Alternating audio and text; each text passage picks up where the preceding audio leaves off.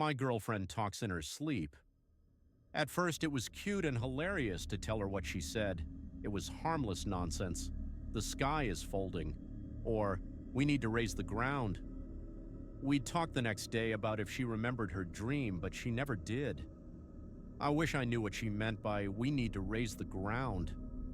Some context, our nightly routine is for us to start out cuddling and then give up once it gets too hot. Then we're usually both on our sides, back to back. She would fall asleep before I do, and so I would hear the full range of her nightly musings.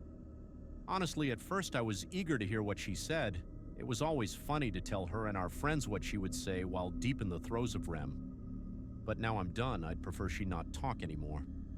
How am I going to sleep after what happened last night? Last night around 11 p.m., she was asleep and I was still up reading. Back to back, I hear her mumble something under her breath. I couldn't quite make out what she said, but I lean over from my book to peek at her face, and she is sleeping soundly. I return to my book, get absorbed back into its pages. At some point, I fall asleep. Next thing I know, I'm woken up by my girlfriend talking at full volume. I open my eyes, and at some point in the night, both of us have turned to lay face to face.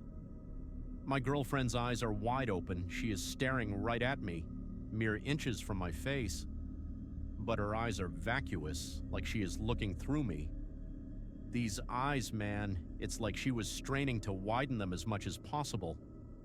Those are the eyes I fell in love with, and right now they are scaring the absolute piss out of me.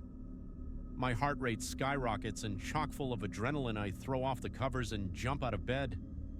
Looking at her, her eyes follow me like a painting, but her body stays still.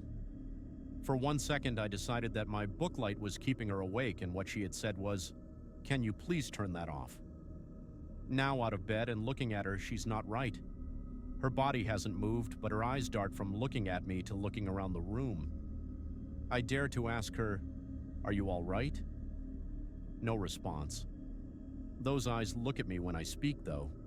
They are now deadlocked, looking right into my eyes. Her breathing hasn't changed. That is a sleep breathing for sure. That's when, while looking right at me, she says in a too deep voice, "Come back to bed, dearie." My girlfriend has never called me dearie before. We have pet names, sure, but they range from pumpkin, baby, to cupcake.